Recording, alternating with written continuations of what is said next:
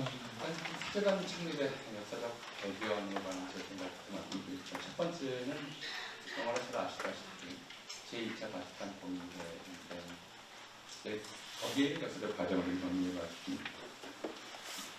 인류는 제2차 세계대전의 참상을 겪으면서 그때까지 인간관과 세계관을 그것부터 시작하는 자멸을 면할 수 없다는 사실을 새삼스럽게 깨달았습니다. 최첨단 과학기술을 이용한 대량 독산 무기들은 전방과 후방, 군인과 민간인 사이의 경계를 허물었으며 인류 문명의 위대한 수단들을 가시없이 파괴했습니다. 전적인 나치가 자행한 홀로코스트는 인간성 자체를 회의의 대상으로 만들었습니다. 그때까지 인류가 상상했던 어떤 악마도 유대인 수용소의 나치보다 악랄하지 않았습니다. 세상을 파괴하고 인간성을 말살하는 것은 상상 속의 악마가 아니라 현실의 인간, 평범한 인간들의 사소한 각이라는 사실을 누구나 알 수 있었습니다. 게다가 이 전쟁에 참여한 사람들 절대 다수는 그리스도교인들이었습니다. 이 전쟁에서는 이교도에 맞서 그리스도교를 지킨다는 포교적 정의도 미개한 민족들을 정복하여 그리스도교의 세례를 베푼다는 나름의 명분도 찾을 수 없었습니다. 이 전쟁은 더 많은 영토와 더 많은 대화를 얻으려는 쪽과 이미 가진 것을 지키려는 쪽 사이에서 벌어진 한역의 전쟁일 뿐이었습니다. 약육강식, 우승열파, 멸패, 적자 생존을 강령으로 삼는 사회진화론적 인간관과 세계관에서 벗어나지 않으면 현세가 곧 지옥이 될 것임을 자명했습니다. 인종, 성별, 종교, 문화와 관계없이 인간 자체의 존엄성을 최우선 가치로 삼는 새로운 인간관, 제국주의적 팽창 충동을 억제하고 각 민족의 정치권을 인정하는 새로운 세계관을 만들어내야 했습니다. 새로운 인간과의 세계관을 정립해야 한다는 범인류적 자각 속에서 새로운 시대, 곧 현대가 열렸습니다. 연합군이 나치와 파시스트 일당이 지배하던 로마를 함락한 지 6개월 뒤인 1944년 12월 당시 교황 비오 12세는 성탄 메시지를 통해 사람들이 이 전쟁에서 깨달아야 할 교훈을 아래와 같이 정리했습니다. 한마디로 하면 윤리적 및 법적 원칙들이 국가의 기본 지침이 되어야 한다. 중간에 건너뛰고요. 교회는 보다 훌륭하고 보다 완전한 민주주의 형태들을 추구하고 있는 세계에 대해 가장 숭고하고 가장 필요한 메시지를 선포할 사명을 띠고 있다. 그 메시지는 인간의 존엄성, 즉 하느님의 자녀가 되라는 부르심이다. 교황의 메시지에는 현대 세계의 보편 가치를 구성하는 기본 개념들, 인간 존엄성, 국가의 윤리성, 불의한 국가 폭력에 대한 민중의 저항권, 인간의 참전 해방을 위해 수행할 교회의 책무 등이 명료하게 담겨 있었습니다. 비오 12세는 거듭되는 전쟁으로 인간성이 말살되는 세계, 평범한 인간들의 악마성이 지배하는 세계를 바꾸기 위해서는 천주교회도 세속 세상을 향해 가장 숭고하고 가장 필요한 메시지를 선포할 사명을 쉼없이 이행해야 한다고 천명한 것입니다. 물론 이 각성이 천주교회에만 국한하지는 않았습니다. 인류의 이성과 양심도 천주교회와 같은 방향을 향하고 있었습니다. 제2차 세계대전 종전 직후인 45년 10월 24일 51개 국가가 참여한 국제연합이 창설되었습니다. 유엔 헌장이 표방한 가치 역시 기본적 인권, 인간의 존엄성, 인간의 평등, 자유, 사회적 진보와 인간 생활 수준의 향상, 평화, 공동선 등이었습니다. 이로부터 3년 뒤인 1948년 12월 11일 프랑스 파리에서 열린 제3차 유엔 총회에서 세계 인권선언이 채택되었습니다. 그 제1조는 모든 인간은 태어날 때부터 자유로우며 그 존엄과 권리에 있어 동등하다. 인간은 천부적으로 이성과 양심을 부여받았으며 서로 형제애의 정신으로 행동해야 한다. 제2조는 모든 사람은 인종, 피부색, 성, 언어, 종교, 정치적 또는 기타의 견해, 민족적 또는 사회적 출신, 재산, 출생 또는 기타의 신분과 같은 어떠한 종류의 차별이 없이 이 선언에 규정된 모든 권리와 자유를 향유할 자격이 있다. 더 나아가 개인이 속한 국가 또는 영토가 독립국, 신탁통치지역, 비자치지역이거나 또는 주권에 대한 여타의 제약을 받느냐에 관계없이 그 국가 또는 영토의 정치적, 법적 또는 국제적 지위에 근거하여 차별이 있어서는 아니 된다 였습니다. 인간의 존엄성과 기본권, 만민 평등에 관한 생각은 18세기 계몽주의적 자연법론자들이 천부인권론을 주창한 이래 조금씩 확산했고 제1차 세계대전 이후 한때 보조되기도 했으나 20세기 중반까지도 보편상식으로 자리 잡지는 못했습니다. 오히려 유럽인들에게는 피부색에 따라 인간의 우열이 나뉜다는 인종차별주의, 그리스도교인에게는 이교도들을 개종시킬 종교적 의무가 있다는 대사적 신앙관, 유럽의 문명이 전 인류의 표준이자 모범이라는 문화 절대주의가 상식이었습니다. 물론 성차별과 계급차별은 범인류적이었습니다. 이런 상황에서 인종, 성, 종교, 문화, 정치적 신념, 계급과 계층에 따른 차별이 없어야 한다라는 선언은 한갓 구두선에 지나지 않았습니다. 선언 안으로는 사람들의 보편 상식을 바꿀 수 없었습니다. 상식을 바꾸려면 먼저 지식체계 전반을 바꿔야 했습니다.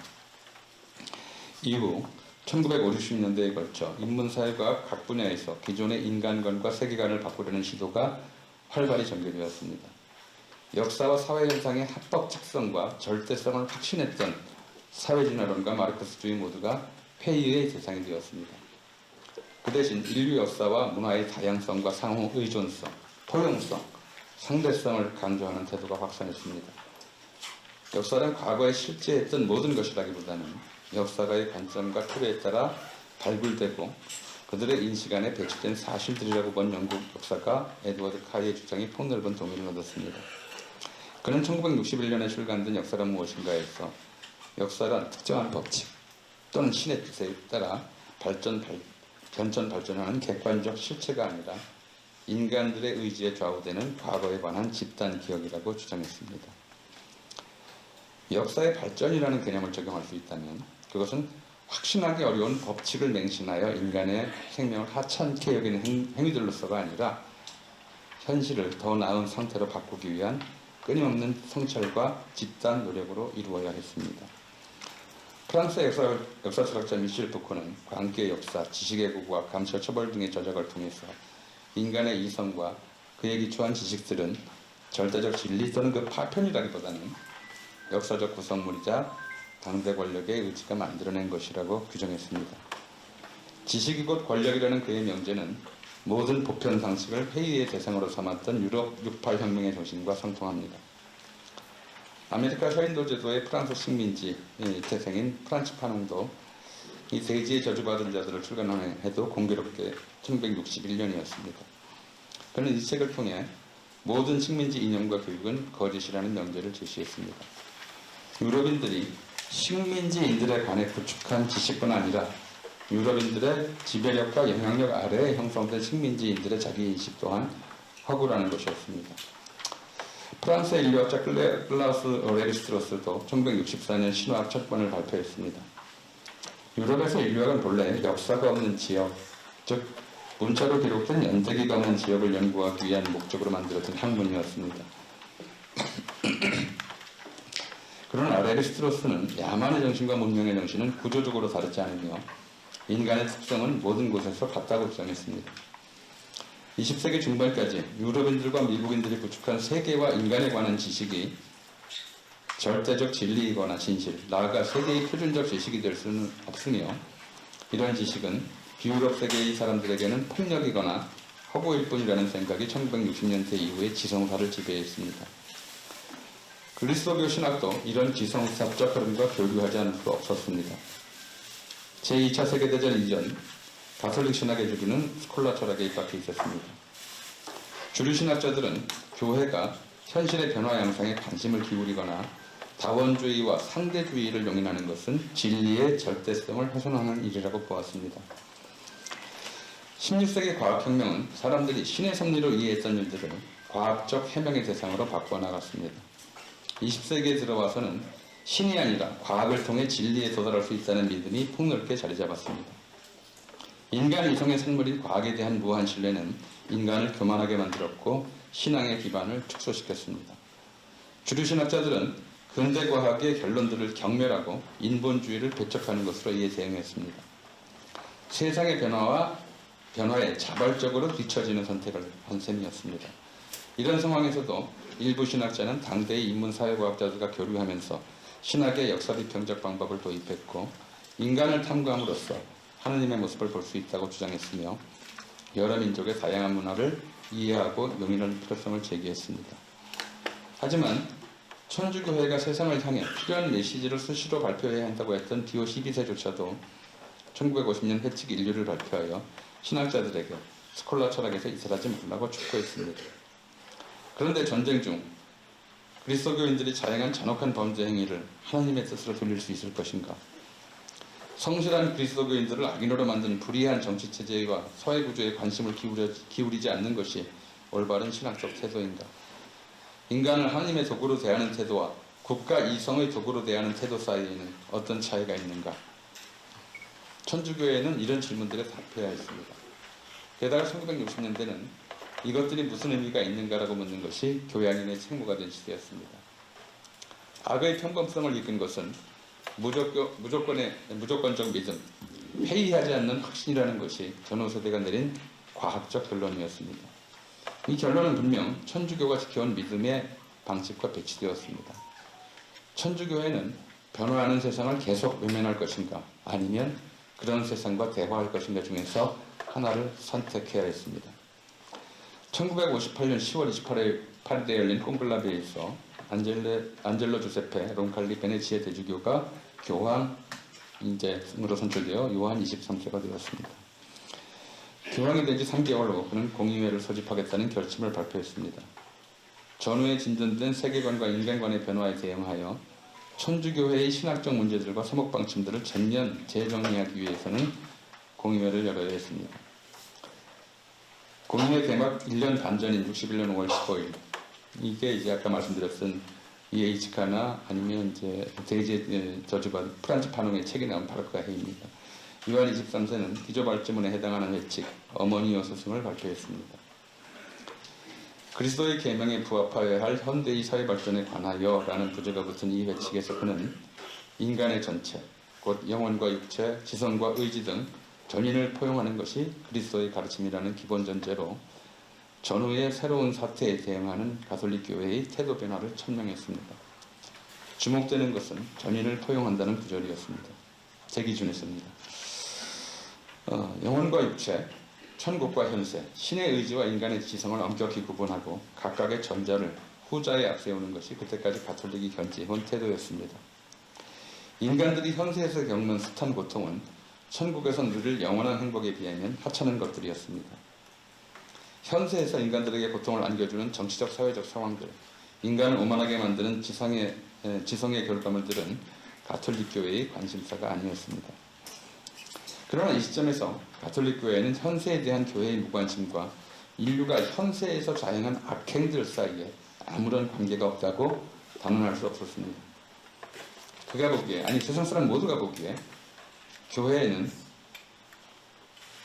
세상에 하느님의 선한 의지로부터 일탈하지 않도록 경고하고 계도할 의무가 있었습니다. 어머니오 스승은 당대의 사회 변화와 관련하여 가톨릭 교회가 견제해야 할 몇 가지 원칙적 태도를 제시했습니다. 첫째, 자유주의 경제관과 마르크스주의 경제관 모두를 배척할 것. 둘째, 노동자의 임금과 농민 생산물의 가격은 자유시장이 아니라 노동자와 농민의 인격권과 생존권 존중이라는 정의와 형평의 원칙에 따라 결정되어야 할 것. 셋째, 재산사유권은 인간의 기본권에 속하지만 그 사회적 성격을 충분히 발휘할 것. 넷째, 국가는 각 개인의 창의와 노력으로 완수할 수 있는 것들을 보조성의 원리에 따라 육성, 격려, 조정, 보충, 보완하는 데에 머물 것. 다섯째, 국가와 국가 간, 민족과 민족 간에도 정의와 형평의 원칙이 지켜지도록 할 것. 여섯째, 가톨릭의 도덕률과 정의감을 가진 평신도의 정치사회적 활동을 확대할 것 등이었습니다. 제2차 바티칸 공의회 제1회기가 끝나고 제2회기가 시작되기 전인 63년 4월 11일 요한 23세는 또 다른 회칙, 지상의 평화를 발표했습니다. 당시 교황은 위암으로 간헐적인 출혈을 겪으면서도 이 글을 썼고 이 글을 발표한 지 2달이 채 안 되어 선종했습니다.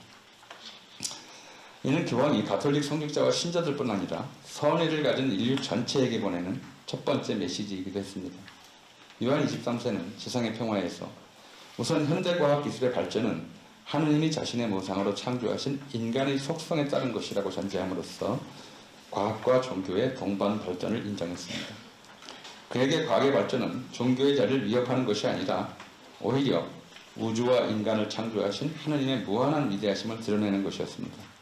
그는 이어 하나님이 인간 본성 안에 새겨준 자연법을 찾고 지키는 것이 인간의 의무라고 설파했습니다. 인간은 애초부터 홀로 사는 존재가 아니었기에 이 의무는 여러 형태와 등급의 공동체들 안에서 수행되어야 했습니다. 개인과 개인, 개인과 각급 사회단체, 개인과 국가, 국가와 국가의 관계에서 이 의무는 공동선의 축으로 표현됩니다. 물론 공동선 추구의 기본 바탕은 인간의 품위여야 했습니다. 지상의 평화는 인간의 기본권으로 첫째, 생존과 품위 있는 생활 수준에 관한 권리, 둘째, 윤리적이고 문화적인 가치에 관한 권리, 셋째, 종교 자유에 관한 권리, 넷째, 신분 선택의 자유에 관한 권리, 다섯째, 경제적 문제에 속하는 권리, 여섯째, 집회와 결사의 권리, 일곱째, 이주와 이민의 권리, 여덟째, 정치 참여의 권리의 8가지를 제시했습니다. 18세기 말부터 계몽주의자들이 주장해온 민주적 재권리와 더불어 종교적 자유에 관한 권리를 기본권으로 인정한 점이 두드러집니다. 종교적 사원주의를 승인하지 않고서는 전체주의를 향한 충동을 막을 수 없다는 사실을 천주교회 스스로 깨달은 결과였습니다. 권리에 수반하는 인간의 의무로는 자기 권리에 상응하는 타인의 권리를 인정하고 존중할 의무와 진리상고의 의무를 제시했습니다. 요한 23세는 지상의 평화에서 공권력의 목적이 공동선의 실현에 있음을 분명히 했습니다. 공동선은 인간이 자기 자신의 완성을 더욱 충만하게, 더욱더 자유롭게 추구할 수 있는 사회생활의 모든 조건들을 포함하는 것으로서 인간의 권리를 보장하고 확장함으로써 실현되며 그 기본적 요소는 윤리적 질서의 인정과 존중입니다. 그는 또 공권력이 보조성의 원리에 따라 행사되어야 한다고 명시했습니다. 가정, 사회단체, 국가 등 각급 공동체들의 역할은 그 구성원들의 권리를 확장시키는 데에 있는 것이기에 그들을 자기 안에 용해시키려 들어서는 안 된다는 것입니다. 그는 또 정의와 형평의 원칙에 따라 한 국가 내 그리고 국가 간의 경제적, 문화적 불평등을 완화, 해소하기 위한 노력이 필요하지만 그 방법이 급진적이어서는 안 된다고 단언했습니다. 점진적 성장이 모든 분야에서 자연법적 원칙이라는 것입니다. 그는 가톨릭 사조와 평신도들 앞에, 선의의 인류 전체 앞에 놓인 거대한 과제는 진리, 정의, 사랑, 자유 안에서 사회생활의 상호관계를 재구성하는 것이라고 선언했습니다. 지상의 평화에 따르면 그렇게 재구성된 관계가 곧 평화이며 하느님은 평화의 군주이기에 지상의 평화가 실현되고 유지되도록 노력하는 것이 그리스도교 공동체의 책무가 됩니다. 요한 23세가 선종한 지 18일 후 새 교황 바오로 6세가 선출되었습니다. 그는 전인자의 유지를 이어 공의회를 속구했습니다. 63년 9월 29일부터 65년 12월 8일까지 총 4차례의 회기가 진행되었습니다. 공의회 중 발표된 모든 문헌이 가톨릭 교회와 현실 세계의 관계를 다루고 있지만 특히 교회에 관한 교의 헌장인 인류의 빛과 현대 세계의 교회에 관한 사목 헌장인 기쁨과 희망은 가톨릭 역사에 새로운 이정표를 세웠습니다. 제3회기 폐막일인 64년 11월 21일에 공표된 인류의 빛은 신적인 것과 인간적인 것의 결합이 교회의 신비라고 선언하고 평신도들에게 그들이 갖춘 지식과 능력과 성망에 따라 교회의 선악에 관련되는 일에 대하여 자기 견해를 밝힐 권한이 있을 뿐 아니라 때로는 그럴 의무까지도 지닌다고 제시했습니다. 공의회에서 평신도라는 주제를 다룬 것은 이때가 처음이었습니다. 또 하느님의 구원 계획은 무슬림을 포함하여 창조주를 알아모시는 사람들 전부를 포함하며 교회는 믿지 않는 자들에게까지 관심을 기울여야 한다고 촉구했습니다. 이로써 가톨릭 교회는 그리스도교인들의 교회를 넘어 전 인류의 교회로 들어올려졌습니다. 전체 공의회 폐막 하루 전인 65년 12월 7일 현대 세계의 교회에 관한 사목헌장인 기쁨과 희망이 공포되었습니다. 기쁨과 희망, 슬픔과 고뇌, 현대인들, 특히 가난하고 고통받는 모든 사람에게 그것은 바로 그리스도 제자들의 기쁨과 희망이며 슬픔과 고뇌이다. 그리스도 제자들의 공동체는 인류와 인류 역사에 긴밀하게 결합되어 있음을 체험한다 라는 구절로 시작했습니다. 가톨릭 교회가 전체 인류와 더불어 세상 한가운데 있음을 선언한 것입니다. 이 헌장은 사목자들에게 인간의 영혼뿐 아니라 전인적 삶 전체가 세상과 맺는 관계를 유심히 살펴야 하며 늘 시대의 징표를 탐구하고 그를 복음의 빛으로 해석해야 한다고 촉구했습니다. 또 신학도, 과학, 역사학, 철학의 최근 연구와 발견의 성과들과 교류해야 한다고 언명했습니다. 가톨릭 교회는 이 헌장을 발판으로 세상과 충돌하는 교회에서 세상과 대화하는 교회로 이행했습니다. 요한 23세는 이런 이행의 절실성을 아조르나멘토라고 표현했습니다. 영어로 업투데이트에 해당하는 이 말은 가톨릭 교회가 역사 속에서 인간들의 현실적 삶의 변천 과정 속에서 자기 위치를 찾아야 한다는 의미였습니다. 교회는 변화와 쇄신을 새 시대의 새 사명으로 삼았습니다. 사목 헌장은 요한 23세가 두 회칙에 담은 내용을 심화, 확대, 발전시켰으며 인간 존엄성을 최우선 가치로 두고 연대성과 보조성의 원리에 따른 공동선의 추구를 모든 단위 공동체의 책무로 규정했습니다. 기쁨과 희망은 또 인간의 생활 전체가 사목적 관심의 대상이며 가톨릭 사제들에게는 인간의 생활과 관련한 모든 현상에 대해 윤리적 판단을 내릴 책무가 있다고 설명했습니다. 이 사목 헌장을 통해 세상을 초월해 있던 가톨릭 교회가 세상 안으로 들어왔습니다. 이때를 전후해서 개신교계에서도 비슷한 일들이 벌어졌습니다. 넘어가죠. 두 번째, 사회문제 관여에 대한 한국 천주교회의 태도 변화입니다. 다음 페이지로 넘어가겠습니다. 30페이지입니다. 한국 천주교회 역시 이제 세상과 속세를 초월해 있던 세상을 초월해 있던 한국 천주교회는 제2차 바티칸 공의회 이후에야 현실에 관해 발언하기 시작했습니다. 66년 5월 12일부터 4월간 명동성당에서 한국 천주교 주교회의 총회가 열렸습니다. 회의를 마치면서 주교단은 공동 사목교서를 발표하여 제2차 바티칸 공의회의 가르침을 한국 천주교회 안에서 구체적으로 적용, 실천하려는 의지를 공개적으로 표명했습니다. 사목교서는 제2차 바티칸 공의회가 교회 사상 미중유의 업적이며 이를 계기로 한국 천주교회도 개인적 구령관에서 벗어나 공동체적 신앙으로 나아가야 한다고 천명했습니다. 67년 6월 30일 주교단은 우리의 사회신조라는 사목교서를 다시 발표했습니다. 이 교서는 제2차 바티칸 공의회의 가르침을 충실히 따른 것이었지만 당대 한국 사회 현실과는 정반대 방향을 지향했습니다. 수출주도형 산업화 정책의 핵심 구성 요소였던 저임금 저고가 정책은 노동자와 농민 모두에게 인간다운 삶을 보장하지 않았고 공적 성격을 갖는 사유재산은 국가적 동원의 대상이 되었을 뿐 공정하게 분배되지 않았습니다. 이 사목교서를 따르려면 현실의 사회현상을 규율하는 정부 정책과 대립하지 않을 수 없었습니다. 게다가 한국교회는 이에 앞서 가톨릭 학생연합회, 가톨릭 노동청년회, 가톨릭 노동청년회 농촌부 등 청년학생, 노동자, 농민들로 구성된 평신도 단체들이 조직되어 있었습니다. 68년 1월 경기도 강화시 소재 심도직물에서 제2OC 회원들을 중심으로 노동조합이 결성되었습니다. 회사 측은 조합원들을 해고했으며 지방행정당국과 경찰은 인천 제2OC를 불법 노동쟁의의 배후로 몰았습니다. 당시 제2OC 총재주교이던 김수환 주교는 이 문제를 주교회의에 올렸고 주교회의는 2월 9일 사회정의와 노동자권의 옹호를 위한 주교단 공동성명서를 발표했습니다.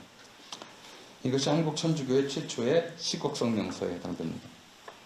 이로부터 반년 후인 68년 7월 23일 대전 주교자 성당에서 한국 가톨릭 평신도 사도직 협의회가 창립되었습니다. 제2차 바티칸 공의회가 65년 11월에 반포한 평신도 사도직에 관한 결의령을 이행하기 위한 한국 천주교회의 후속 조치였습니다.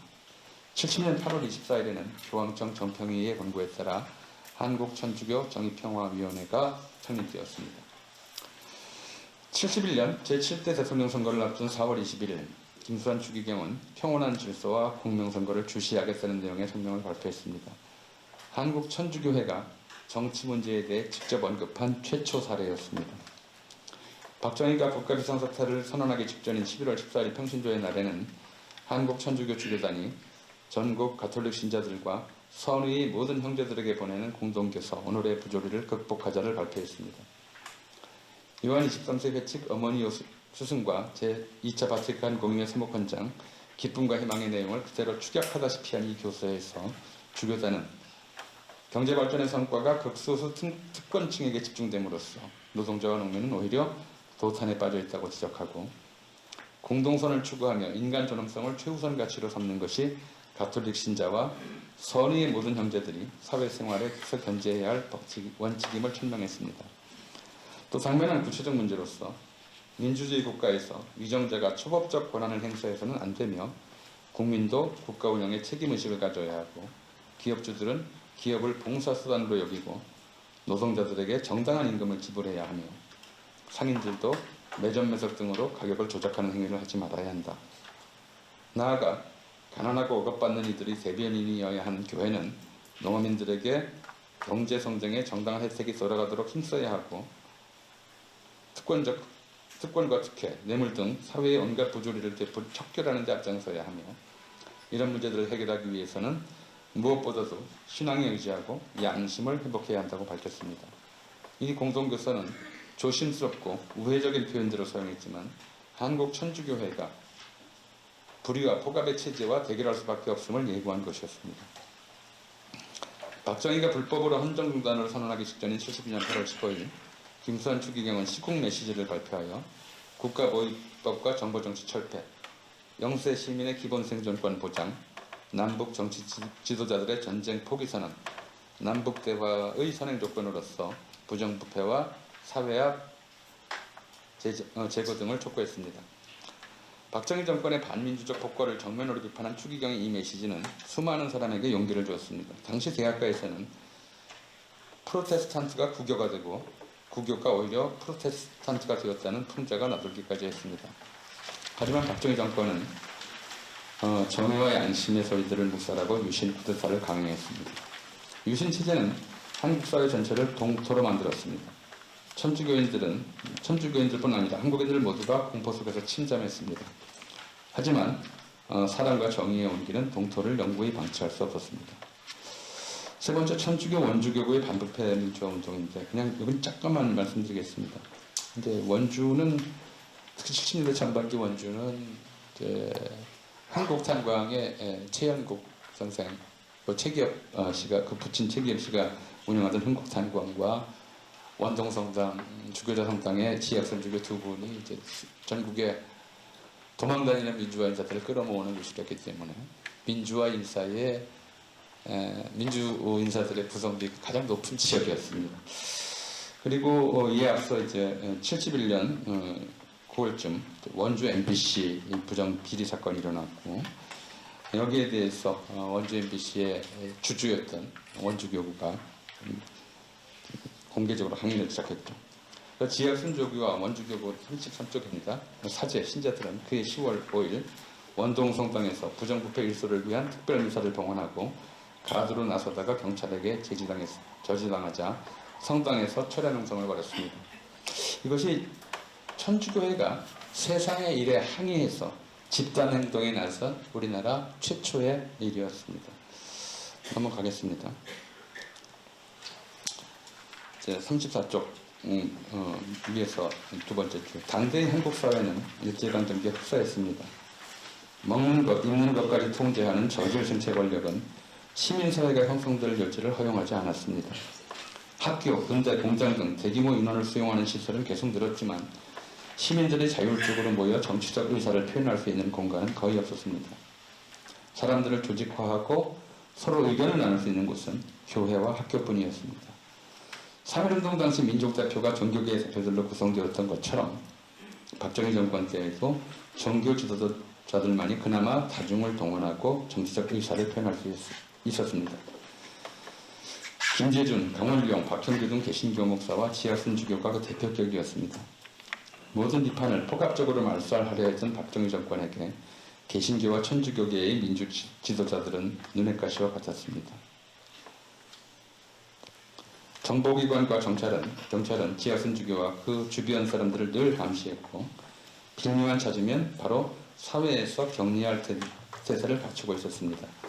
74년의 지하선 주교 구속은 70년대 초에 이미 예정된 일이었다고 보아도 지나치지 않을 것입니다. 두 번째, 인혁당 민청학년 조작 사건과 지하선 주교 구속 건은 넘어가겠습니다. 시간이 많지 않아서.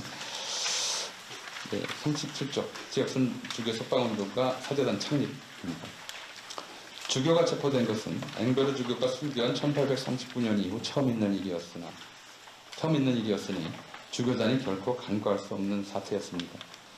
추기경은 곧바로 주교단 창립위원회를 소집했습니다. 7월 8일 오전 주교단 상임위원회 속상에 추기경은 나타나지 않았습니다. 그 시각 그는 남산중앙정보부에서 지학선 주교와 면담했습니다.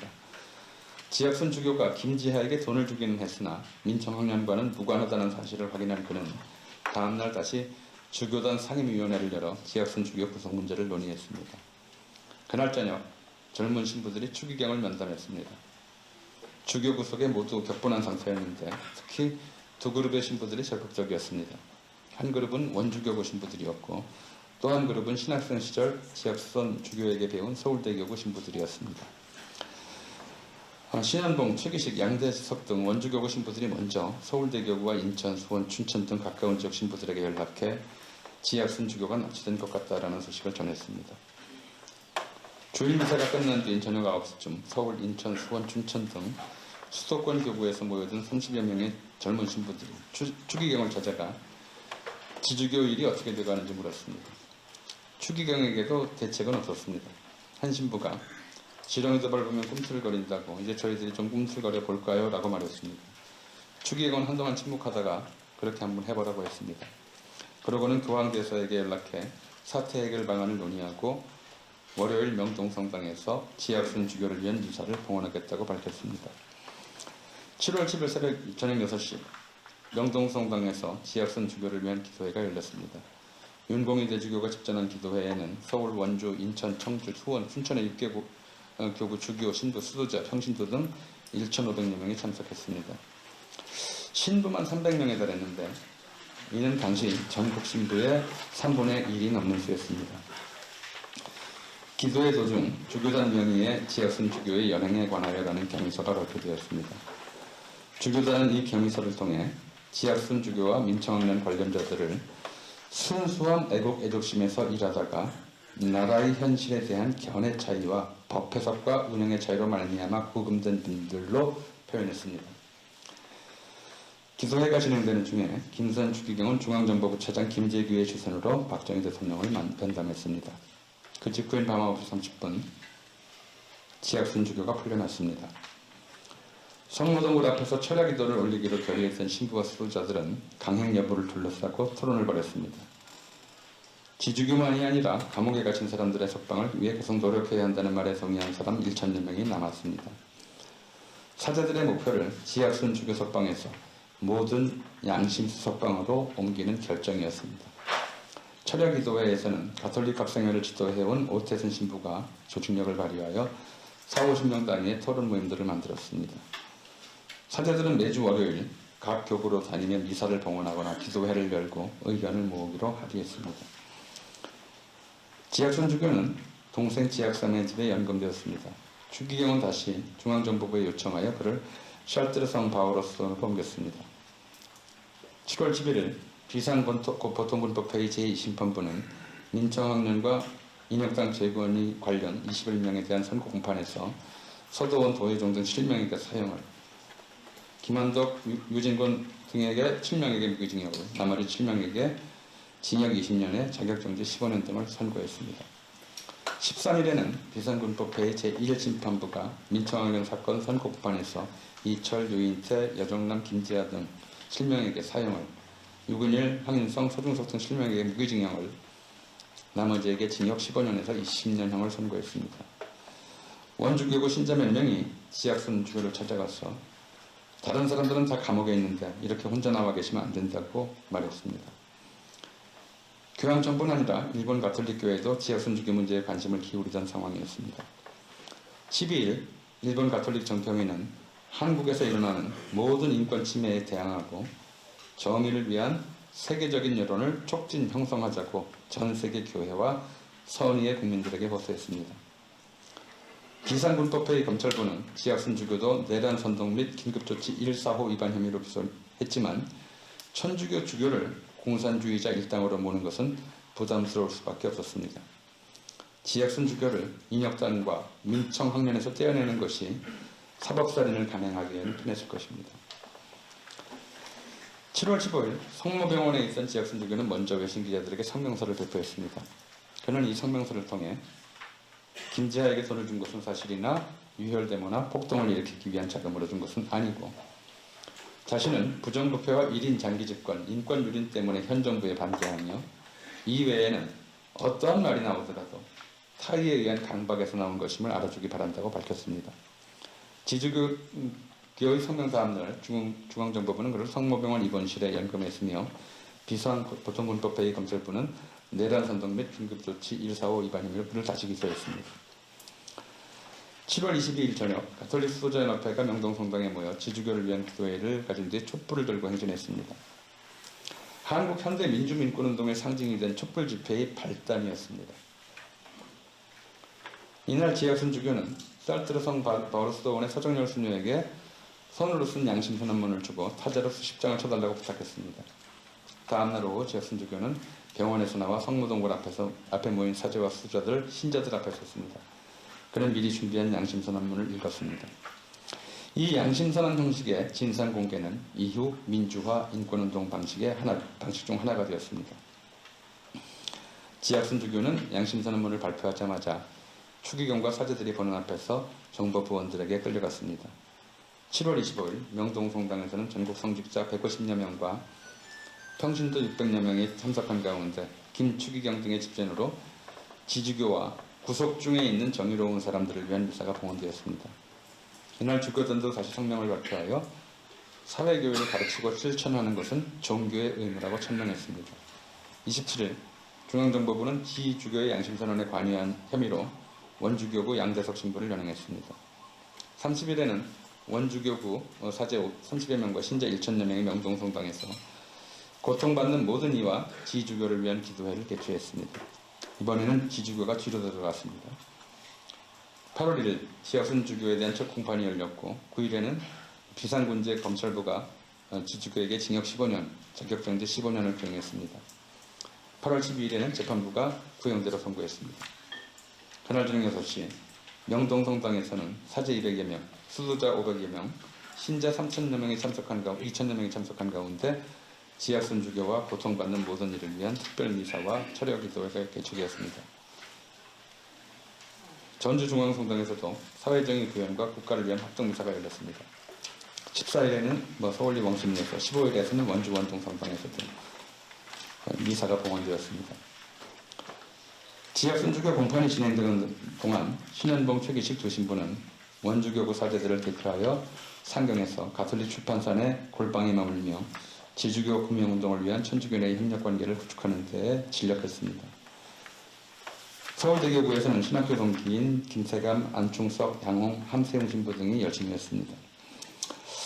그들은 이제부터 매주 월요일에 새로 만나곤 했는데 김지석 신부와 신현봉 신부의 요청에 따라 서울대교구 사제들을 교협하는 데 중심적 역할을 했습니다. 8월 15일 문서광 저격 사건이 일어났습니다.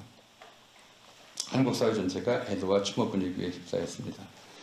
이런 상황에서도 사제들은 전국 격으로 다니며 지주교를 위한 기도회를 열었습니다. 15일에는 원주 원동성당에서, 다음 날에는 인천 답정성당에서, 19일에는 부산 중앙동성당에서 기도회가 열렸습니다.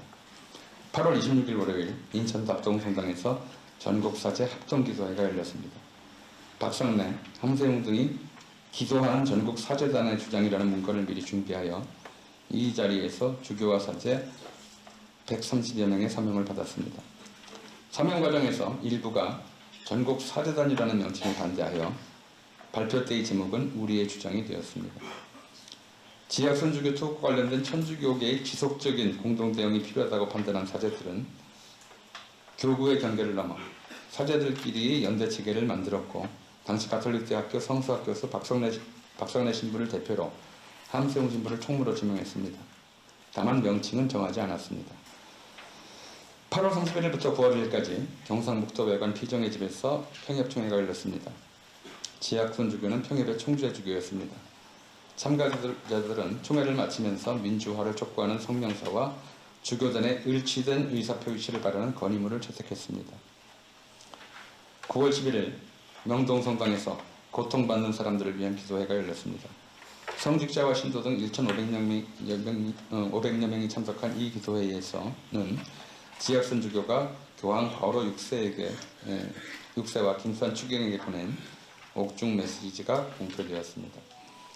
이와 별도로 기도회에 참석한 사제들과 평일회원들은 지주교의 양심선언 적극 지지, 언론 탄압 즉각 중단, 긴급조치 2호 즉각 해제 및 투옥 중인 지주교, 목사, 교수, 변호사, 학생들의 즉각 석방을 요구하는 공동결의문을 채택했습니다. 애초에는 기도회 후 가두 시위를 벌일 예정이었는데 유경수 국민장으로부터 얼마 지나지 않은 때라 보류했습니다. 그러자 시위 참가할 작정으로 광주에서 올라온 신부들이 강력 항의했습니다. 이에 시위는 9월 23일 원주에서 하기로 합의했습니다. 다음 날인 12일 동아일보는 이 결의문 작성의 주체가 전국 정의구현 사재단과 전국 평신도협의회 일동이라고 보도했습니다. 이날 각 언론사에 배포한 보도문에 전국 정의구현 사재단이라고 명기했는지 아니면 사제 중 한 명의 기자에게 그렇게 말했는지는 제가 확신할 수가 없었습니다. 어쨌거나 정의구현 사재단이라는 이름이 처음으로 세상에 등장하는 순간이었습니다. 함세웅 신부님의 회고에 따르면 8월 16일 기도회에서 기도하는 사제들이라는 명의를 사용했는데 기도하지 않는 사제가 어디 있느냐고 비판하는 사람이 있어서 새로운 이름을 논의하던 중에 원주교구에서 온 성골룸반 선교회 외국인 신부가 하느님의 대표 속성은 정의라고 해서 정의구현이라는 문구를 넣었다고 합니다. 9월 10일부터 함세웅 신현봉 신부 등은 각 교구로 다니면서 단체 결성에 동의하는 신부들의 서명을 받았습니다. 전국 800여 신부 중 500여 명이 서명했습니다. 이 과정에서 교구별로 대표 역할을 맡을 신부들도 정해졌습니다. 물론 과정이 순탄치만은 않았습니다. 서명한 대구교구 신부 일부는 명단에서 이름을 빼달라고 요구하기도 했습니다. 함세웅 신부는 각자가 하느님과 한 약속이니 명단은 공개하지 않겠다고 답했습니다. 단체 결성을 주도한 신부들에게는 애초부터 위계적 지휘체계나 의사결정 구조를 갖춘 통상적 조직을 만들려는 의도가 없었습니다. 교구별로 분리되어 있는 전국의 사제들이 상시적으로 연대할 수 있게 하는 것, 운신의 폭이 상대적으로 좁을 수밖에 없는 주교단을 대신해 필요할 경우 사회적 발언과 실천을 하는 것 정도가 사제단 결성의 목표였습니다. 그랬기에 참여여부는 철저히 사제들의 자발성에 맡겼고 회칙이나 조직 운영 규정도 만들지 않았습니다. 대외 활동에 필요한 대표 직함과 내부 연락에 필요한 총무 역할만 있으면 되었습니다. 9월 22일 명동성당에서 지학선주교 석방을 요구하는 신구교 연합기도회가 열렸습니다. 참석자들은 민주주의 실현과 긴급조치 전면 무효화 등을 요구하는 선언문과 결의문을 채택 발표했습니다. 지학선주교 석방운동을 매개로 에큐메니컬 운동의 새 지평이 열린 셈입니다. 다음 날인 9월 23일에는 원주교구 원동성당에서 천주교 정의구현 전국 사제단이 주최한 첫 기도회가 열렸습니다. 신부 300여 명을 비롯해 1,500여 명이 참석했습니다. 기도회가 끝난 후 원주교구 신자들이 꼭 원주에서 데모를 하고 가라고 요구했습니다. 지학순 주교가 원주교구장인데 다른 교구 신자들처럼 기도만 하고 마는 것은 좀 부끄러운 일이라고 생각했을 것입니다. 게다가 그들에게는 71년 부정부패 추방운동 때 가두 시위를 한 경험도 있었습니다. 사제단은 그 요구를 받아들여 성당 앞을 막아선 경찰을 밀어내고 성당 밖으로 나갔습니다. 이게 사제단의 첫 번째 가두 시위였습니다. 9월 26일 명동성당에서 사제단이 공식 발족을 알리는 순교자 찬미기도회가 열렸습니다. 주례는 대전교구 황인성 주교, 강로는 청주교구 김광혁 신부가 맡았습니다. 1부는 미사봉원, 2부는 주교들이 자리를 뜬 가운데 성모동굴에서 진행된 현실의 부조리 고발과 사제단의 시국선언이었으며 비밀리에 대응된 3부가 시위였습니다. 제2부에서는 박성래 신부가 기조연설을 하고 경제 제일주의에 항의하는 제1서국 시국선언문을 발표했습니다. 우리는 인간의 위대한 존엄성과 소명을 믿는다라는 문장으로 시작한 이 시국선언은 세계의 인간화, 보다 인간적인 세계 건설이 인류의 소명이며 교회는 인간의 존엄성과 소명, 그의 생존 권리, 그 기본권을 선포하고 일깨우고 수호할 권리와 의무를 가진다고 천명했습니다. 사제단의 첫 19권 선언으로 공박한 것은 다름 아닌 경제제일주의였습니다. 경제제일주의 또는 성장제일주의는 유신체제의 자기 정당화 기제였을 뿐 아니라 선성장 후분배론과 결합하여 부정부패와 대중수탈을 합리화하는 도구였습니다.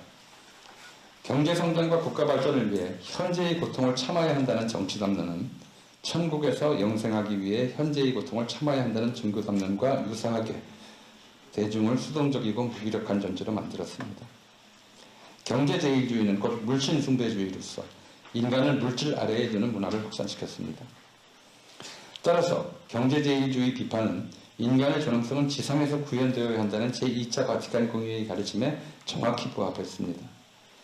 사제단은 제1시국선언을 통해 천주교계와 정치현실의 문제를 넘어 인간을 억압하는 구조적 문제 전반에 관한 목소리를 내겠다는 의지를 분명히 했습니다. 이제 인간을 고통 속에 몰아넣고 인간의 존엄성을 훼손하는 세상의 모든 문제가 사제단의 관심사가 되었습니다. 선언서를 낭독한 뒤 장대기를 입은 사제들은 십자가를 앞세우고 고통과 비탄, 절망으로 가득 찬 거리로 걸어나갔습니다. 오태순 신부가 메가폰을 들고 유신헌법 철폐하라, 중앙정보부 해체하라, 구속자 석방하라, 노동자 농민 척취말라 등의 구호를 선창하면 참가자들이 따라 외쳤습니다. 지나가던 행인들은 박수로 호응했습니다. 시위 행렬이 국립극장 산하 영동예술국장 앞에 이르렀을 때 경찰이 앞을 막아섰습니다. 행렬은 땅바닥에 앉았고 신은봉 신부가 일어나 지학선주교 석방하라고 외쳤습니다. 경찰이 신신부의 목을 조르고 연행했습니다. 이 장면이 외신 기자의 카메라에 찍혔습니다. 폭력을 휘두르는 불의한 권력에 맞서는 사제단의 고난을 표현하는 상징적 사진이었습니다. 신현봉 신부가 잡혀가자 시위대의 구호에는 신현봉 신부 석방하라가 추가되었습니다. 시위 참석자들은 신신부가 풀려났다는 소식이 전해질 때까지 1시간쯤 연전홍성을 계속하다가 명동성당으로 퇴각했습니다. 다음은 제 내용을 채우고 있는 중인데요. 그냥 여기만 읽어보겠습니다. 사제단의 관점에서 또는 종교적 관점에서 지상의 모든 것은 인간을 중심으로 통합되어 있습니다. 그렇기에 인간의 존엄성을 수호하고 보장하려는 인권운동과 민주화운동은 하느님이 창조한 모든 존재들에게 각자의 몫을 보장해 주려는 환경생명운동과 다르지 않습니다. 또 평화는 서로 다른 존재들이 창조주의 뜻에 따라 조화롭게 공존하는 상태로서 환경생명운동의 지향이기도 합니다. 타자와 공존하려는 의지는 평화의 기반인 동시에 민족 통일의 전제입니다. 지난 반세기 동안 사제단이 펼쳐온 인권수호, 민주화운동, 민중생존권 보장운동, 환경생명운동, 반전평화운동, 통일운동은 언제나 통합되어 있었습니다. 지금도 그걸 하고 계시죠. 보통 사람의 관점에서 오염된 바다와 흔들리는 민주주의는 다른 범주에 속하는 문제지만 사제단의 관점에서는 같은 문제입니다. 따라서 사제단의 운동을 인위적으로 구분하여 일정한 분류체계 안에 나누어 배치하는 것은 이 통합성을 깨뜨리는 무리한 시도입니다. 그렇지만 제가 아는 근저각은 아직 수직 배열 분류로 이어지는 분석 방법의 대안을 찾지 못했습니다. 그래서 사제단 활동의 전체상을 제대로 드러내는데 분명한 한계가 있음을 인식하면서도 편의상 몇 가지 범주로 나누어서 정리를 했고 하고 있습니다. 목차는 좀 그냥 참고만 하시고요.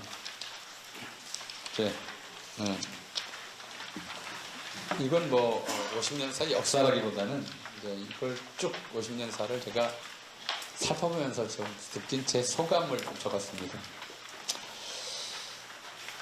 지난 반세기 동안 51쪽입니다.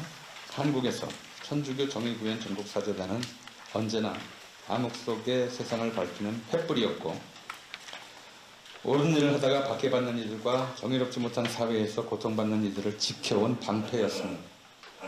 움츠려 있는 시대의 양심을 일깨우는 우레였습니다. 사제단은 투옥과 폭행, 음해 등 불의한 정권의 탄압에 위축되지 않고 거리미사로 단식기도로 오체투지 삼보일대의 고행으로 이 땅의 정의를 구현하기 위해 끊임없이 분투해왔습니다.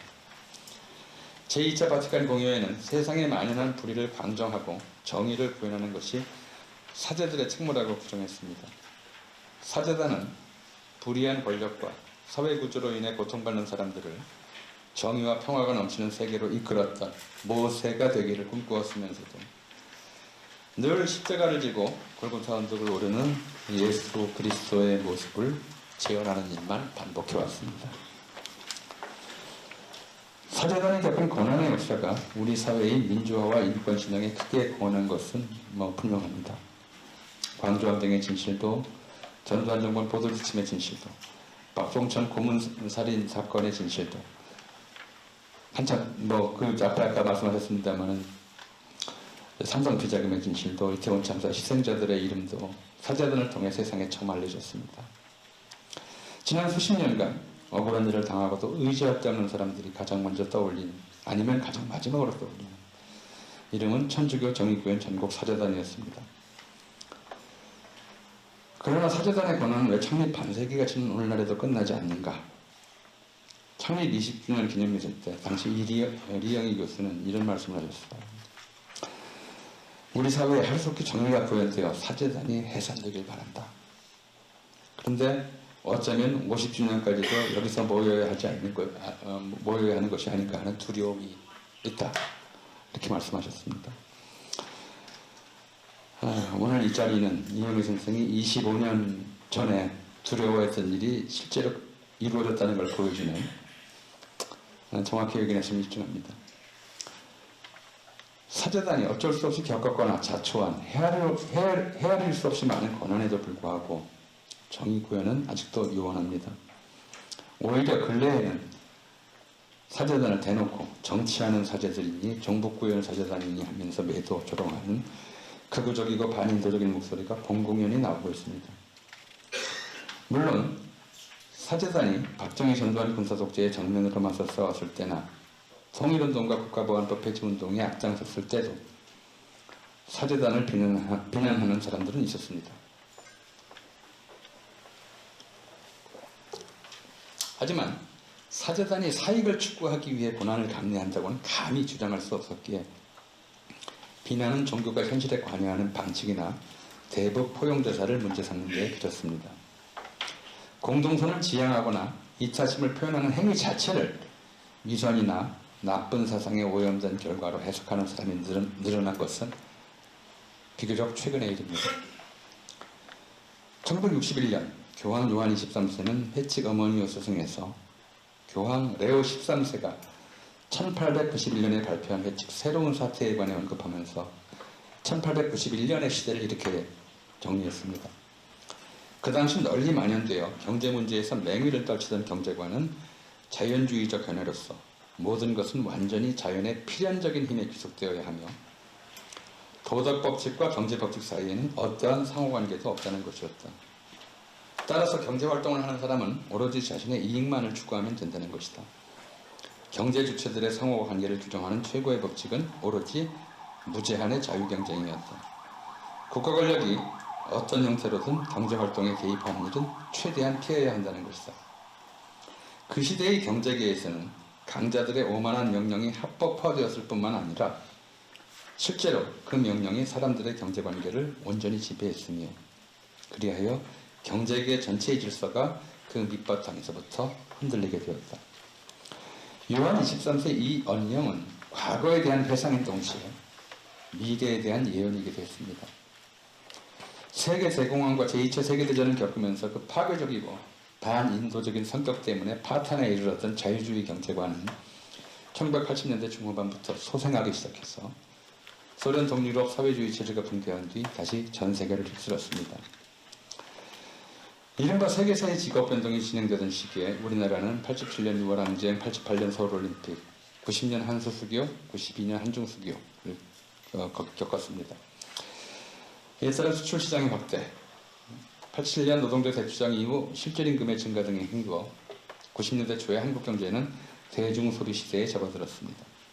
반면 소련 동유럽 사회주의 체제의 붕괴와 중국에서 진행된 시장주의적 개혁개방 정책의 본격화는 북한을 경제적으로 고립시켰습니다. 남한 사회가 대중소비 시대 진입을 구가하던 바로 그 시점에 극도의 빈곤과 기근이 북한을 휩쓸었습니다. 극단적으로 대비된 양측의 상황은 이념의 지각 반동을 촉진했습니다. 한국 사회의 미래에 대해 마르크스주의적 전망을 가졌던 사람들, 특히 북한 체제를 동경했던 사람들 상당수가 전향했습니다. 그런데 당시까지 한국 사회를 지배해온 이데올로기는 반공주의 하나뿐이었습니다. 전형자들이 보기에 공산주의 몰락이 현실화하고 소련 준공과도 수교한 마당에 반공주의만으로는 사회를 지배할 수 없을 것 같았습니다.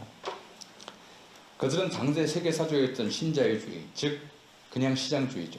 19세기 시장주의로 반공주의를 대체하거나 보완해야 한다고 생각했습니다.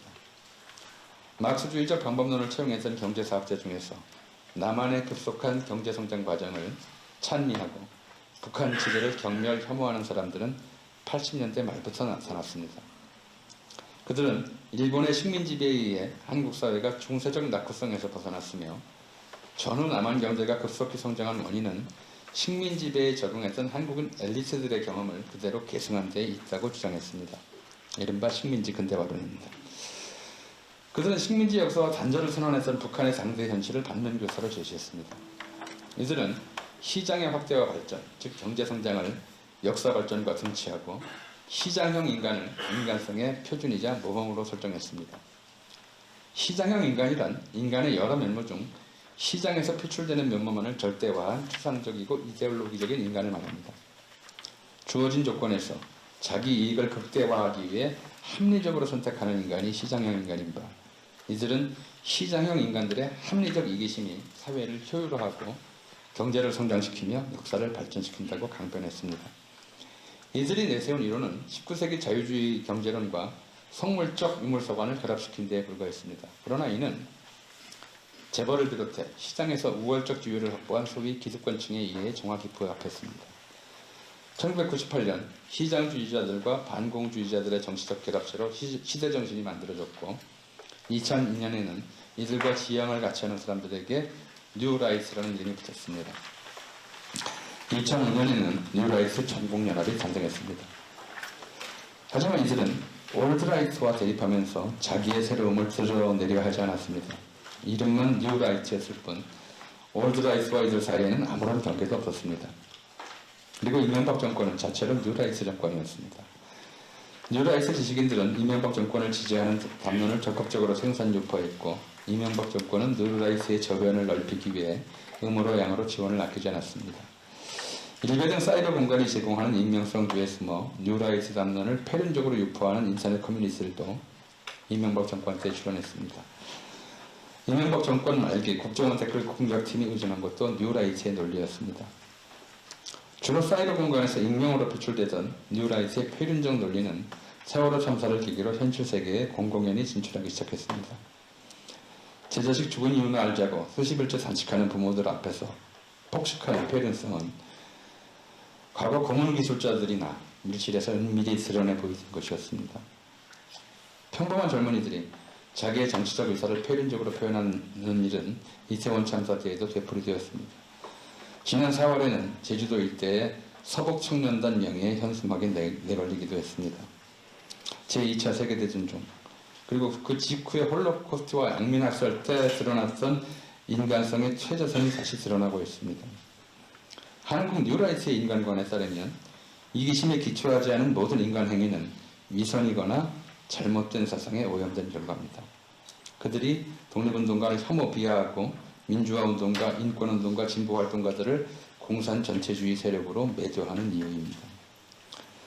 사제단의 활동은 지난 49년간 한국에서는 인간생활과 관련한 거의 모든 지표가 현격히 개선되었습니다. 사람들의 생활 수준은 높아졌고 그들이 누리는 정치적 자유의 폭은 확대되었습니다. 하지만 인간성 또는 영성이 그만큼 고양되었는지는 의문입니다. 지난 반세기 동안 한국 천주교 사제는 800여 명에서 5,500여 명으로 7배 가까이, 신자는 100만 명에서 590여만 명으로 6배 가까이 늘었습니다. 1974년 9월 23일 원동성당에서 열린 사제단 창립기도회에는 300여 명의 사제가 모였습니다. 전국 사제의 40%에 가까운 인원이었습니다. 지금의 사제수 비례를 적용하면 2,000명 이상에 상당합니다. 한국 천주교 교세가 확대되는 만큼 사대전의 세력이 확대되지 못한 것은 분명합니다. 지금 이 자리에 젊으신 분이 많이 안 보이십니다.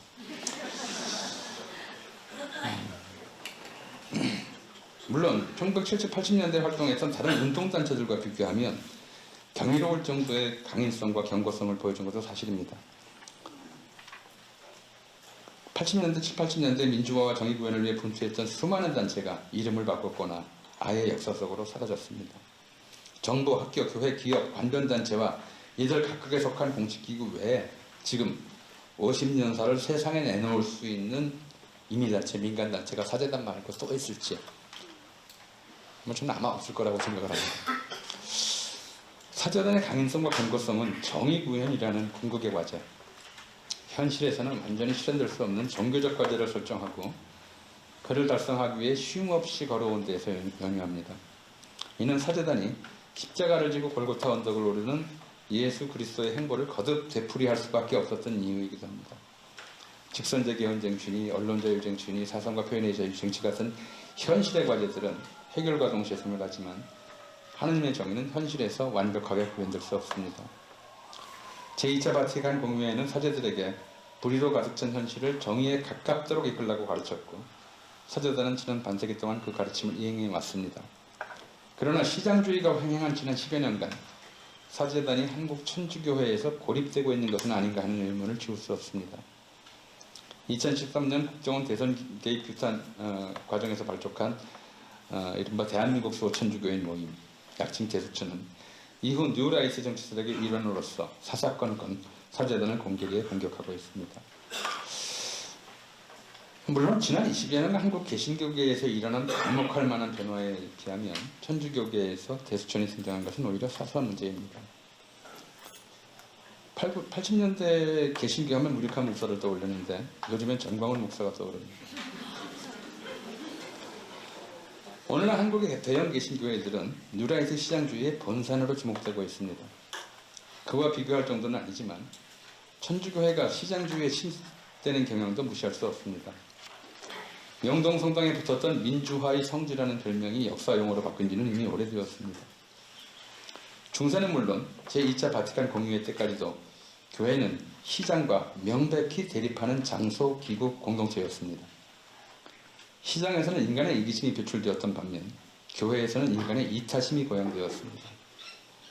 20세기 중반의 요한 23세는 물론 19세기 말에 레오 13세도 시장이 비인도적, 반윤리적으로 작동하도록 반치해서는 안 된다고 분명히 밝혔습니다. 자기를 노예로 팔겠다는 사람이 있다고 해서 노예 시장이 생겨서는 안 되는 것처럼 부정식품 이하라도 사 먹겠다는 가난한 사람이 있다고 해서 비인도적 식품 시장이 생겨서도 안 되고 최저임금 이하라도 받고 일하겠다는 다급한 사람이 있다고 해서 반인간적 노동시장이 생겨서도 안 됩니다. 근데 이건 이제 윤석열 대통령 후보 시절에 했던 공약이었죠. 교회는 국가와 함께 시장이 비인도적, 반인륜적으로 작동하지 않도록 규제하는 역할을 수행해 왔습니다. 따라서 교회는 인간성이 시장형으로 고착되지 않도록 하는 영적인 보루이기도 했습니다. 그러나 자유주의 경제관의 부활과 IT 기술의 발달은 시장형 인간을 인간의 표준이자 모범으로 만들고 있습니다. 자본주의가 먼저 발생한 유럽에서도 20세기 중반까지는 사람들이 일생 동안 시장에서 보내는 시간과 교회에서 보내는 시간은 대략 비슷했습니다. 그러나 20세기 중반 이후 사람들의 생활 공간 곳곳이 시장으로 변했으며 최근에는 공간적 제약에서 벗어난 상거래도 일반화했습니다. 이제 시장은 스마트폰을 통해 사람들의 손바닥 안으로까지 들어왔습니다. 게다가 시장은 헌금한 만큼 은총을 베풀며 착하게 살라고 설교하지도 않습니다. 시장 논리에 익숙해진 사람이 늘어나면서 국가는 물론 교회까지 시장처럼 만들려는 욕망이 고조되고 있습니다. 모든 인간관계를 거래와 경쟁으로만 파악하는 사람들에게 정부는 용역 제공업체와 같아야 하며 교회는 엔터테인먼트 업체와 비슷해야 합니다. 실제로 유럽에서는 오래된 성당들이 자체로 관광상품이자 의뢰장소와 의장 대여업체처럼 되었다고 한탄하는 사람들이 나왔지 오래입니다. 시장에 대립하면서 시장을 규율하고 견제하던 교회가 이제 시장의 일부로 편입되었다는 지적을 반박하기 어렵습니다. 합리적 이기심이 역사를 발전시키는 주술적 믿음을 체화한 사람들은 공동선 추구, 이타심, 연대의식 등 교회가 가르치고 권장해온 선함을 위선이나 허위의식으로 치부합니다. 지난 수십 년간 세상 모든 것을 시장화하고 세상 모든 일을 시장 논리로 해석하려는 사람이 급속히 늘어났습니다. 시장화는 현대의 두드러진 특징입니다. 이 추세를 뭉치거나 되돌리기 위해 분투하는 사람들이 이룬 성과는 미미한 편입니다. 돈이 곧 복이라고 믿는 사람들에게 복음은 과연 무엇일까요? 사제단은 하나님의 모상으로 창조된 인간의 존엄성을 지키기 위해 반세기 동안 분투해왔고 49년 전 창립 당시에 무려 반세기 전에 경제 제일주의에 항의하는 제1지국선언문을 발표했지만 인간을 상품의 일종으로 취급하는 시장주의의 광풍을 꺾지 못했습니다. 종교는 늘 인간의 물질적 속성을 상대적으로 가볍게 취급했으나 시장주의에 지배되는 현대인 대다수에게는 물질적 속성이 거의 전부입니다. 이런 사람들에게 착하게 살아야 할 이유를 되찾아 주는 것이 사제단과 한국천주교회 나아가 인류 전체의 과제가 아닌가 생각을 합니다. 마지막으로 제가 생각하는 시대의 진표를 좀 말씀드리겠습니다. 지난 10여 년 사이 인류가 일찍이 겪어본 적 없는 위기적 징후들이 구체화하고 있습니다. 첫째는 인간의 노동력을 상품으로만 취급하는 시장주의의 귀결로서 기계의 인간화이며, 둘째는 특히 한국에서 두드러진 현상인 출산율의 급속한 저하와 인구 감소이고, 셋째는 인류에게 어떤 재앙을 초래할지 아직도 예측하기 어려운 기후 변동입니다. 첫째, 지난 몇 년 사이에 키오스크에 주문하면 로봇이 음식을 가져다 주는 식당이 급속히 늘었습니다. 대형 할인점에는 계산원이 별로 없습니다. 고속도로 설계에서 요금 수납원들은 삼보일배 등의 고행 시위로 일시일자를 지켰지만 이는 예외적인 뿐이며 조만간 이 현실은 거의 모든 산업 부문으로 확산할 것입니다. 2019년에 OECD는 현존지구의 14%가 소멸할 것이고 32%는 급진적 변화를 겪을 것이라고 예측했습니다. 지금의 AI는 노동을 넘어 미술, 음악 등 예술 창작의 영역에서도 어지간한 전문가보다 나은 기량을 과시합니다. 19세기 초 영국에서 일어난 기계 파괴 운동 이래 기계에 대한 공포는 줄곧 인류의 의식 깊은 곳 한편에 자리 잡아왔습니다. 인간과 대등하거나 인간보다 우월한 능력을 확보한 기계가 인간의 일자리를 빼앗고 인간을 지배하며 전국에는 인간을 멸종시킬지도 모른다는 두려움을 표현한 영화도 많습니다. 최근에 인공지능과 로봇공학 발전은 이 디스토피아적 예상의 현실화를 앞당기고 있습니다. 17세기 사람 데카르트는 모든 유기체는 기계라고 설파했습니다. 그 시대에 기계를 대표한 물건은 시계였습니다. 태엽만 감아주면 쉬지 않고 움직이며 고장나도 부품만 갈아주면 다시 원상태로 회복되는 이 기계는 자본의 관점에서 인간의 모범이 되기에 충분했습니다. 우리나라 사람들도 시계를 처음 보았을 때부터 태엽 감는 걸 밥 준다고 했습니다. 이 기계의 인간성에 대한 통찰은 보편적이었습니다. 산업혁명은 기계 생산과 기계에 의한 생산을 일반화했습니다. 시계보다 더 정밀하고 더 인간적이거나 심지어 인간보다 우월한 기계들이 속출했습니다. 산업혁명 이래 이 지구상에서 가장 빠른 속도로 증가하는 물체는 기계와 기계 부품입니다. 생활공간 주변에 기계가 늘어나면서 기계와 인간을 유사한 존재로 인식하는 태도도 확산했습니다. 최근 바이오테크놀로지의 눈부신 발전은 실제로 인체의 장기들을 생산, 복제 가능한 기계 부품과 같은 물체로 인식하게 만들었습니다. 생존 경쟁을 생명체와 인간 사회 모두에 적용되는 진화의 동력으로 이해하는 사회 진화론과 도덕법 축과 무관한 무제한의 자유 경쟁을 시장 발전의 유일 동인으로 파악하는 시장주의는 필연적으로 능력지상주의에 결합합니다. 사회의 불평등과 불공정은 각 개인의 능력차에 따른 당연한 현상이며 불평등을 인위적으로 해소하려 드는 것은 공산주의이고 불평등 구조 안에서 승자가 되기 위해 각자의 능력을 키우는 것이 올바른 삶의 태도라는 주장이 능력지상주의의 요지입니다. 그런데 능력은 본디 성능과 마력으로 분해되는 기계의 덕목입니다. 요즘의 기계는 힘과 정확도, 지속성에서뿐 아니라 종합적 판단력에서도 인간보다 앞섭니다. 현대인은 기계의 덕목을 숭상하고 스스로 기계처럼 되려 하면서도 기계가 인간의 자리를 빼앗을까 두려워하는 모순된 상황을 자초했습니다. 그런데 기계의 인간 앞에서 심각한 문제가 인간의 기계화입니다. 76년도 김선 추기경의 성탄 메시지를 읽어보겠습니다. 근로자의 희생 위에 축제를 한다든지 경제성장을 위한 인구 억제의 일환으로 정부 시책이 불임 수수를 비롯하여 낙태를 무제한 허용하려는 현실은 얼마나 우리 사회에 있어서 인간성과 인간 생명이 경시되고 있는지를 잘 증명해주고 있습니다. 이런 사고방식 그대로 가지고 있다면 다음 단계로 경제성이 없고 비생산적인 무력한 인간, 병들고 노쇠한 인간은 제거되어도 무방하다는 주장이 나오지 않으리라고 누가 보장할 수 있겠습니까? 인간은 윤리적이요 도덕적일 때 비로소 인간입니다. 김수환 추기경의 메시지를 낸 때로부터 40년 가까이 지나서 2014년에 유명한 프랑스 소설가 베르나르 베르베르는 단편소설 황혼의 반란에서 실제로 병들고 노쇠한 인간들을 제거하는 미래사회를 묘사했습니다. 능력지상주의는 반윤리와 부도덕의 다른 이름입니다. 과거의 교환은 인간이 짐승 수준으로 타락하지 않도록 하는 일이었으나 현대의 교환은 인간이 기계처럼 되지 않도록 막는 일이어야 할 것입니다. 기계로 전락해가는 인류를 구원할 방도를 찾는 것도 사제단과 현대신학의 과제여야 하지 않을까 생각을 합니다. 두 번째, 느닷없이 얘기하고 있는데요. 맨 마지막 줄 58페이지. 인구가 급증하는 시대는 모든 것이 부족한 시대였습니다. 집도, 식료품도, 의복도, 학교도, 직업, 직장도 인구 증가 속도에 맞춰 늘어나야 했으나 현실은 그렇지 못했습니다.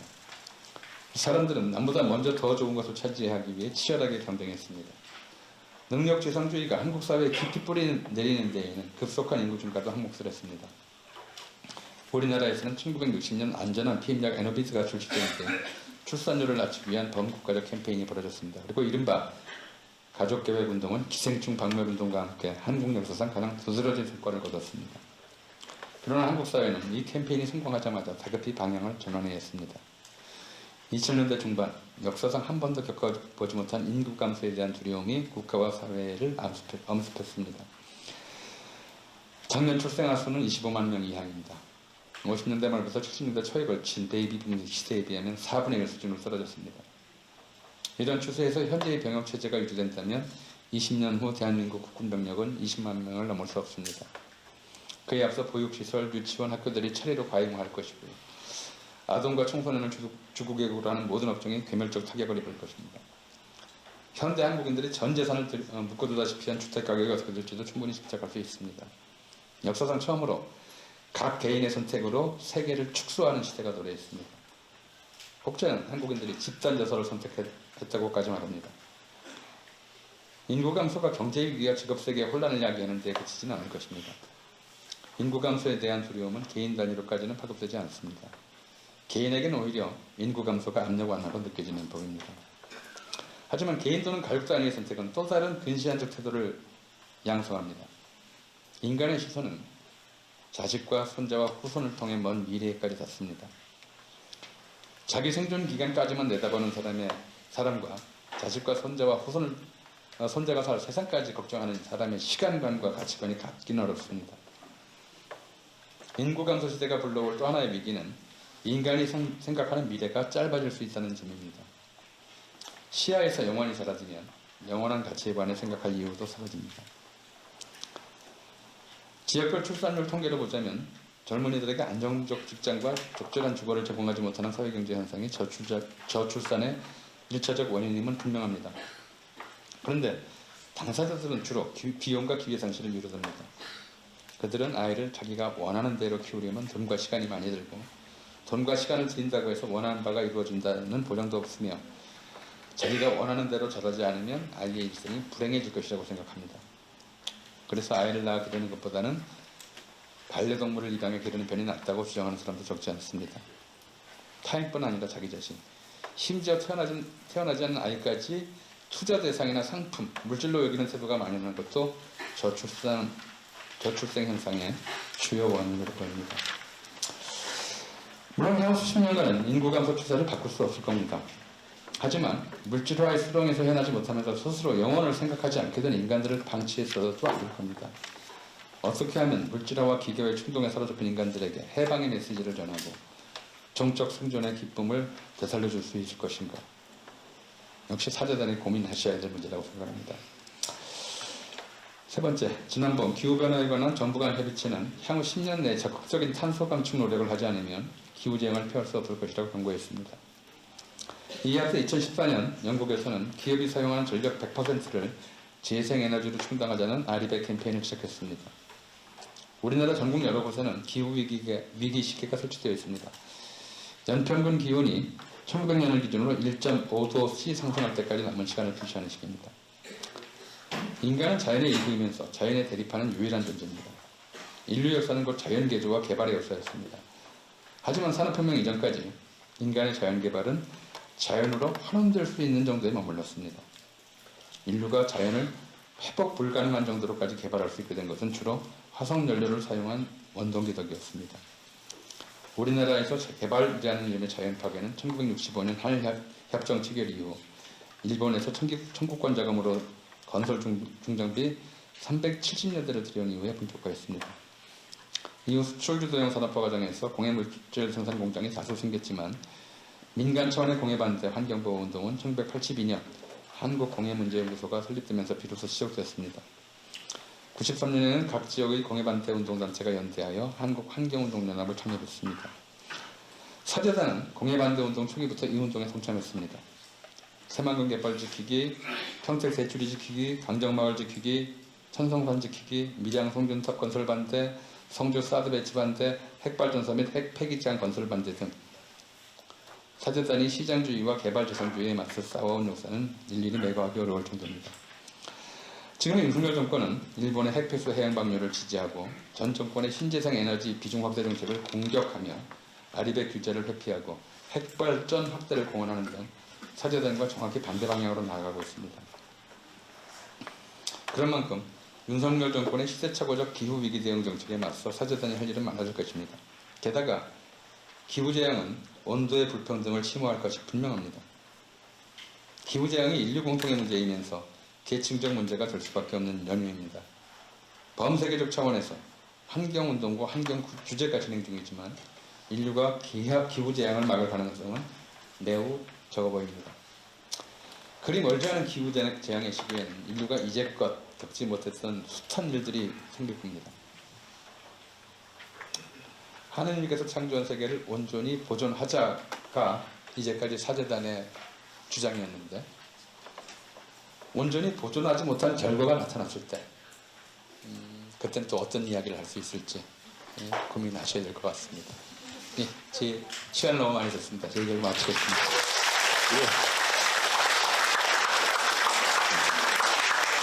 예. 예.